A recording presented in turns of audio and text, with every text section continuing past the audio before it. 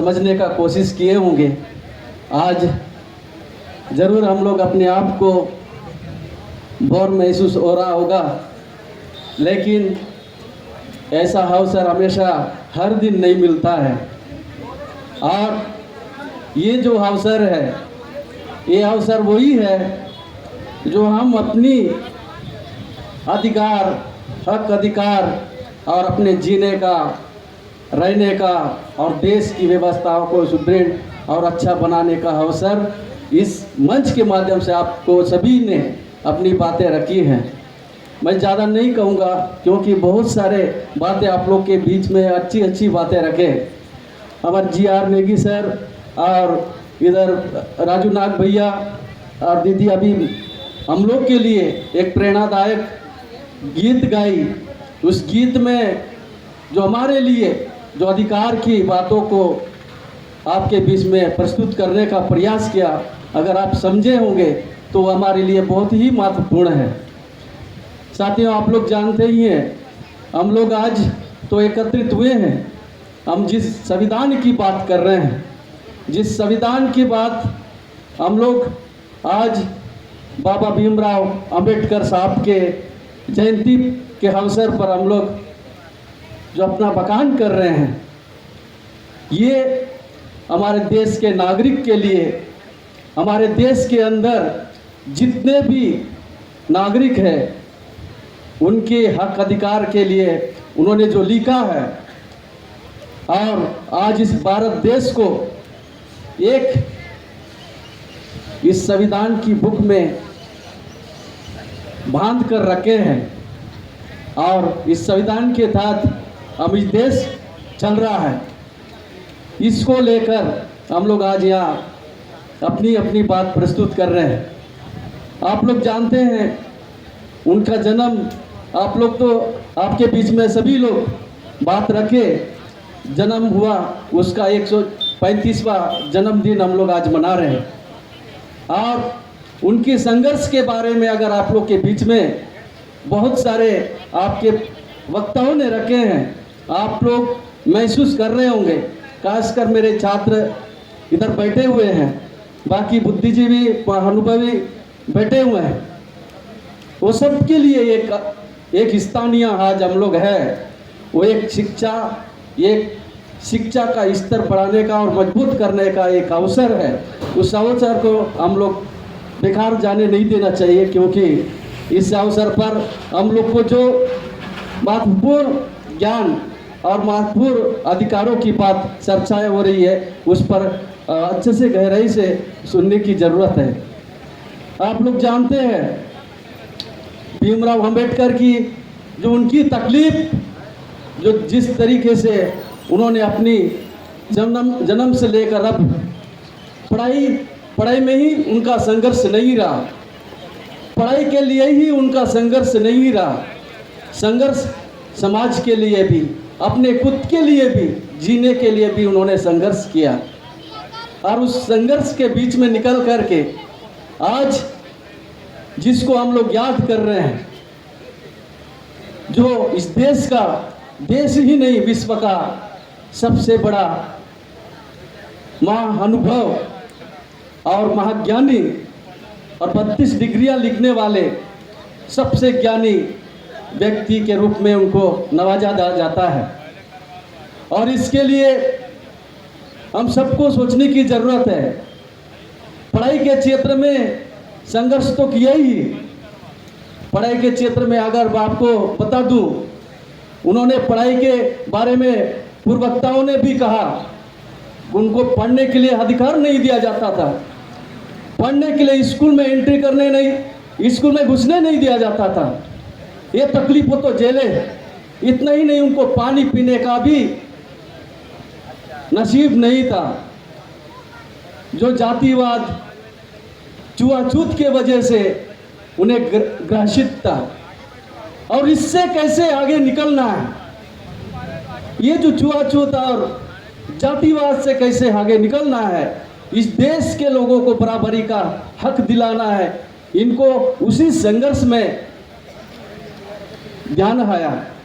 इस संघर्ष करते हुए उनके मन में ये लगा कि हम अगर मेरे साथ इतना पीड़ा हो रहा है, मेरे साथ इतना तकलीफ हो रहा है, तो भविष्य में आने वाले दिन में जो इस देश के नागरिक हैं, जो जी रहे हैं अपने अपने तरीके से, उनके साथ अगर ऐसा हो रहा होगा, मेरे साथ ऐसा हो रहा होगा, तो उनके साथ भी ऐसी होने वाला है।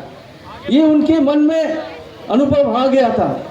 उन्होंने बहुत ही विचार विमर्श के साथ और इस देश के अंदर जो जीने के लिए, इस देश में जो पढ़ने वाले बच्चों के लिए और देश में जो समाज है, उस समाज को समानता के स्तर पर लाने के लिए उन्होंने जो सोचकर आज इस भारत देश में एक संविधान के रूप में एक कानून बना करके इस भारत देश के जनता को और यहाँ की पूरे शासन प्रशासन को एक इस संविधान का बुक में मुट्ठी बनाकर रखा और संजोए रखा। ये हमारे लिए बहुत अच्छा है और हमारे लिए महत्वपूर्ण है। साथियों, आप लोग जानते होंगे जब पढ़ाई के लिए, खासकर मेरे प्यारे छात्र लोग हैं, अभी भी भेदभाव खत्म नहीं हुआ है। कई जगहों में भेदभाव है। आज ये स्थिति है। आप लोगों ने न्यूज़ के माध्यम से, पेपरों के माध्यम से, टीवियों के माध्यम से सुना होगा, कहीं हमारे देश में ऐसे आज भी स्थिति है। आप लोग सुने होंगे, बहुत सारे लोग सुने होंगे, पढ़े होंगे। अभी बहुत बड़ा एक घटना कहीं हुआ था, उस राज्य का नाम याद नहीं आ रहा है। एक छात्र, दलित छात्र, स्कूल में वहाँ रखा हुआ पानी को पीने से उनको बहुत पीटा गया। इसी को बोलते हैं छुआछूत, जातिवाद। इससे कैसे हम लोग छुटकारा पाना है, इसको लेकर हमारे बाबा साहब जब संघर्ष कर रहे थे, उनकी जो तकलीफ थी, उस तकलीफ को कैसा दूर करना है, उन्होंने इतना गहराई से अध्ययन किया और हमारे लिए एक हक और अधिकार दिलाने का प्रयास करके आज एक संविधान में हमारे लिए अधिकार ला दिया। साथियों, आप लोग जानते होंगे जब उनको पढ़ाई करने का समय उनके साथ दो तकलीफ आई। जिस दिन उन्होंने स्कूल गया, स्कूल में एक होमवर्क दिया गया, स्कूल क्लास में, उस क्लास में होमवर्क दिया कि गणित का विषय था, गणित दिया गया ब्लैक बोर्ड में, और बाबा साहब को कहा गया कि इस गणित को हल करो। विश्वास था बाबा जी को, इस गणित का हल मैं निकाल लूंगा। और पहले बड़ा आत्मनिर्भर होकर के उठकर जा रहे थे।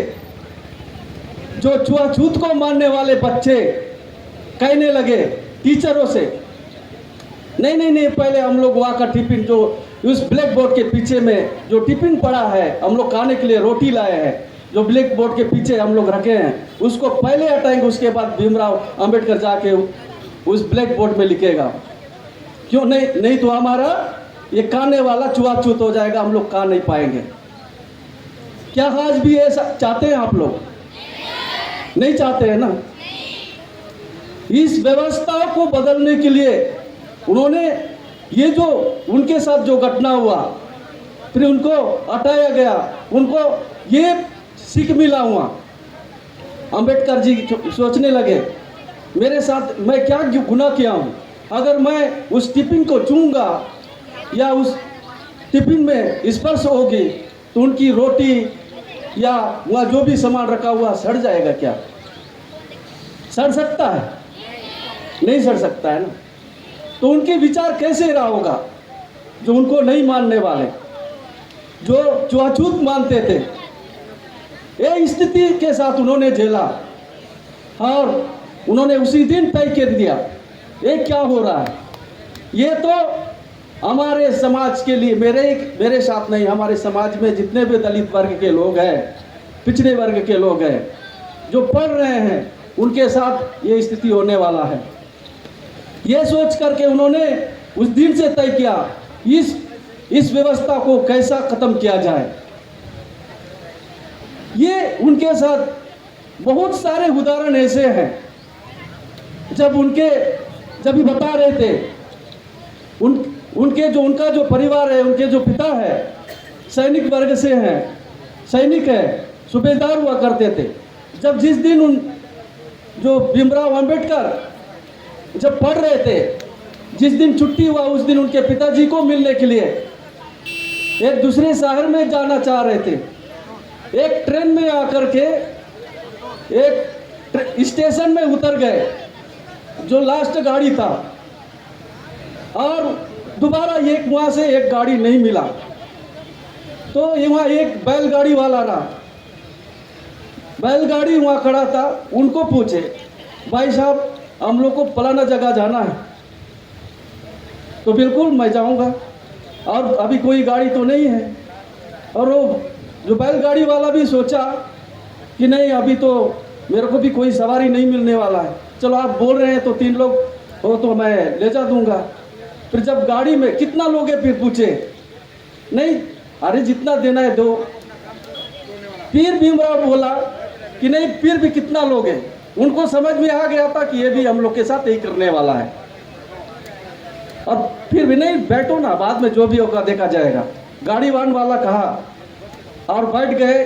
जब चलने लगे तो पूछने लगा गाड़ी वाहन वाला, जो बैलगाड़ी का जो चला रहा था, बैठा हुआ था, पूछने लगा तुम कहाँ जा रहे हो? नहीं फलाना जगह मेरे पास पिताजी रहते हैं। कौन है, क्या नाम के हैं? ऐसे नाम के हैं, सूबेदार हुआ है, सूबेदार का काम करते हैं। अच्छा तुम वही मानव समाज के बच्चे हो? अरे गुस्सा होके गाड़ी से कूद गया, बैलगाड़ी से। अरे तुम लोग उतरो बोल के गाली देने लगा। तीनों बच्चे को, भीमराव अंबेडकर को और उनके साथ 2 लोग गए थे, उनको गाली देने लगा। तुम उतर जाओ, मेरा गाड़ी पूरा आछूत हो गया, मेरा बैलमन पूरा भ्रष्ट हो गए, इसको अभी बहुत जात पात करना पड़ेगा, उतर जाओ, ऐसा कहने लगा। फिर उन्होंने बोला कि हम लोग ने क्या गलत किया? हम तो इंसान ही है, कोई क्या गलत हुआ हमसे, आप बताइए। उनके पास सवाल नहीं था। बार बार बोले कि आप क्यों ऐसा कर रहे हैं हम लोग के साथ, प्लीज आप कितना पैसा लेना लीजिए, आप हमको वहां तक छोड़ दीजिए। उन्होंने फिर बैलगाड़ी वाला सोचने लगा अभी तो रात हो गया, कौन देखेगा, चलो ले जाता हूँ। अब फलाने लोग ऐसे अछूत लोग यहाँ तो बैठे बोल के कोई देखने वाला नहीं है, रात हो गया तो छोड़ देता हूँ बोल के छोड़ने लगे। फिर पानी प्यास लगा, पानी पीना है। तो उन्होंने बोला पानी आपको कहीं नहीं मिलेगा। नहीं, पानी कहीं तो होगा, नहीं रहने से भी आपको नहीं देंगे। ये स्थिति में उन्होंने पढ़ाई किया, ये स्थिति में ये तकलीफों से उन्होंने झेला। इतना ही नहीं, बहुत सारे संघर्ष किया। इस संघर्ष के बीच में निकला हुआ हमारे देश के नहीं, विश्व के सबसे बड़ा महानुभव भीमराव अंबेडकर जी, जो हमारे लिए हक अधिकार दिया, हमारे लिए जीने का अधिकार दिया, हमारे लिए रहने का अधिकार दिया, हमारे लिए देश दुनिया घूमने का अधिकार दिया, हमारे लिए पढ़ने का अधिकार दिया, हमारे लिए मरने का भी अधिकार दिया। मरने का अधिकार दिया है कि नहीं दिया? दिया है ना, मरने का भी अधिकार दिया। उन्होंने सारे सिस्टम को एक समानता के रूप में लाने का प्रयास किया और लाया। इतना ही नहीं, जब उस वक्त गांधी जी जो विदेश से लौटे थे 1931 को, उस वक्त लौटने के बाद गांधी जी का मनसा हुआ कि अंबेडकर जी से मेरे को मुलाकात करना है। एक दिन अंबेडकर साथ मुलाकात हुई। अंबेडकर भी बोले कि कुछ हमारे छुआछूत वाला मामला है, शायद गांधी जी ठीक कर सकते हैं। ये मनसा के साथ उन दोनों ने मिला, दोनों में मिलकर चर्चाएं हुई। सबसे पहले सवाल किया, गांधी जी बोले कि अंबेडकर जी आप बताइए क्या कहना चाहते हैं। अंबेडकर बोले मैं क्या बोलूं, आप तो बुलाए, आप बताइए। फिर बोले कि नहीं, हम तो आप जन्म नहीं हुए थे तब से छुआछूत के खिलाफ हम लोग लड़ रहे हैं। गांधी जी बोला छुआछूत के खिलाफ हम लड़ रहे हैं, आपका जन्म भी नहीं हुआ था। ये बात तो सच है, बोलने लगे अंबेडकर साहब, ये बात तो सच है कि मैं जन्म नहीं होता तब से आप लोग लड़ रहे हैं। मेरा एक ही शर्त है, आप इस देश के अंदर जितने भी दलित हैं, उन दलित सदस्य लोग को हर घर में, उच्च वर्ग के लोगों के घर में काम करने का मौका दिया जाए, वहाँ काम करने का मौका दिया जाए और वहाँ घर में रहने का अधिकार दिया जाए। आप इस बात पर सहमत है? गांधी जी ने कहने लगा, कोई शब्द नहीं निकला। मेरा एक ही उद्देश्य है कि इस भारत देश में जो छुआछूत है उसको खत्म करना। जो अंबेडकर साहब बोले, इस देश के अंदर जो अछूत है, छुआछूत है, इसको खत्म करना मेरा लक्ष्य है। गांधी जी बोले, नहीं, इस देश के आप इस तरीके से बात क्यों कर रहे हो? उन्होंने कहा कि इस देश, यही आपका मातृभूमि है, यही आपका मातृभूमि है, वो के 3 बार बोला। अंबेडकर क्या बोले? साहब, मैं नहीं मानता कि ये मेरी मातृभूमि है। अंबेडकर साहब ने बोला, गांधी जी को ये मातृभूमि मैं नहीं मान सकता। जिस देश में कुत्ते की तरह भी जीने का अधिकार नहीं है, कुत्ता जैसा, मेरा कुत्ता से ज़्यादा बदतर हालत मेरा मनुष्य का है, तो मैं इस देश में मेरा मातृभूमि कैसे कह सकता हूँ? उन्होंने जवाब दिया, जैसे स्थिति में उन्होंने झेला, ये स्थिति रहा, तो ऐसे बहुत सारे संघर्ष करते उन्होंने आगे बढ़ा। और हमारे लिए ये जो आज हम लोग जिस जगह पर खड़े होकर बात करने का अवसर मिल रहा है, जिस जगह पर हम लोग खड़े होकर बात कर रहे हैं, इसका श्रेय भीमराव अंबेडकर जी को जाता है। और जिस दिन हम लोग नौकरी करेंगे, जिस दिन हम लोग इस राष्ट्रपति से लेकर तमाम अधिकारी या तमाम जनप्रतिनिधि बनेंगे, तो किसको बदौलत बनेंगे? आप लोग बताइए, किसके बदौलत बनाएंगे? संविधान के बदौलत बनेंगे ना। आज बात कर रहा हूं मैं यहाँ खड़े होकर, संविधान के बदौलत बात कर रहा हूं। आज सही हो या गलत हो, बात करने का अधिकार संविधान ने दिया है। आप सही भी बोलो चाहे गलत भी बोलो, संविधान तय करेगा आप गलत है या सही है। ये संविधान अधिकार दिया कि नहीं दिया? दिया। इसीलिए हम बराबरी का बात कहते हैं, हम समानता का बात करते हैं, हम जातिवाद के खिलाफ हैं, जातिवाद के खिलाफ है, छुआछूत के खिलाफ है। अंबेडकर यही बात कहे थे, धर्म तो अभी चाहे धर्म करीबन बड़े बड़े धर्म है, धर्म पर कोई उनका वास्ता नहीं था, वो व्यक्तिगत विचार है। आप अगर पढ़ रहे हैं, हम लोग भी पढ़ते रहे, पढ़ने के वक्त में हम भी एग्जाम के पहले मंदिर जाते थे। अभी तो हम लोग को एग्जाम के पहले संविधान पढ़ना चाहिए। संविधान पढ़ के जाइए, हम लोग के लिए अधिकार दिया है, हम लोग निडर होकर हम लोग एग्जाम में बैठेंगे तो हमारा पेपर अच्छा बनेगा, तो ज़्यादा बेहतर होगा। अब मंदिर जाने से अच्छा संविधान का किताब पढ़िए या बुक पढ़ के जाइए तो ज़्यादा आपको लाभ मिलेगा। सही है कि गलत है? सही है ना? आज से पहले मंदिर जाओगे या बुक पढ़ोगे? बुक पढ़ेंगे ना, तो बुक पढ़ने से हम लोग को लाभ मिलेगा। मंदिर तो एक आस्था है ना, है कि नहीं? इसीलिए सारे बात आपके बीच में बात रखे, इसलिए सारे समस्याएं हैं। अब आज हम लोग को अलग अलग बंटने का जो तौर तरीका है उसको हमको समझने की ज़रूरत है। हम लोग को दूरदर्शी के तरफ ध्यान देना पड़ेगा। आज भीमराव अंबेडकर उनका जन्म होके 135 वर्ष हो गया और उस समय उन्होंने हमारे लिए सोचा कि आने वाले भविष्य के लिए हम इस संविधान के माध्यम से उनको हक अधिकार और जीने का पूरा अधिकार देकर जाएंगे। उन्होंने ये सोचकर आया।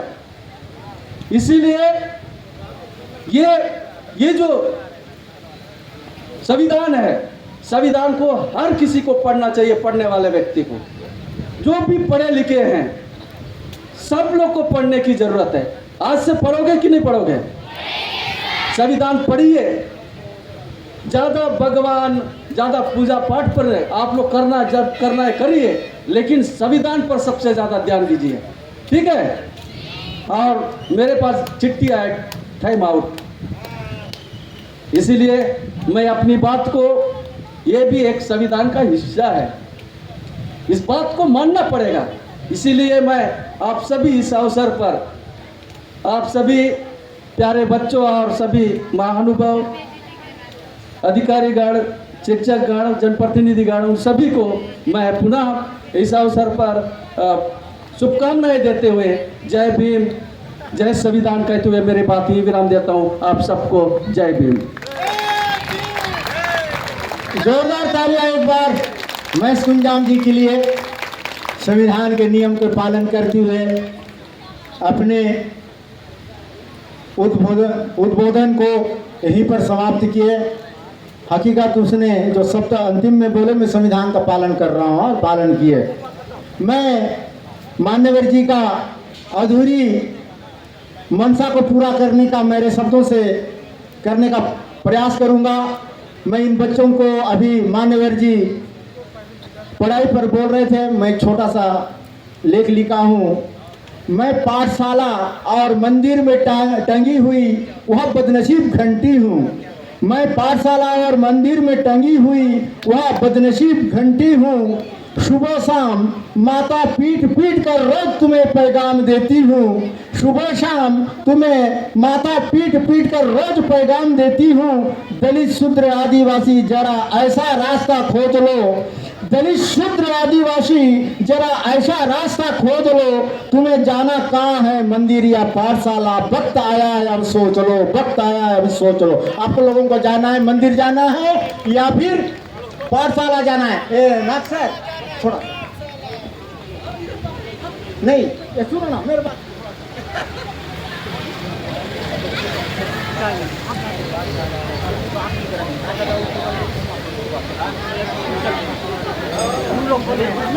नहीं नहीं नहीं